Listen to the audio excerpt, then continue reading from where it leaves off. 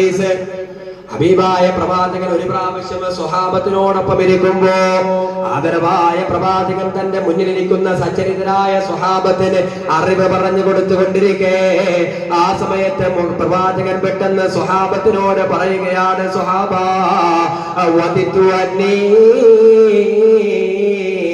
ലഖീതു ഇഖ്വാനീ, എന്റെ പ്രിയപ്പെട്ട സ്വഹാബ,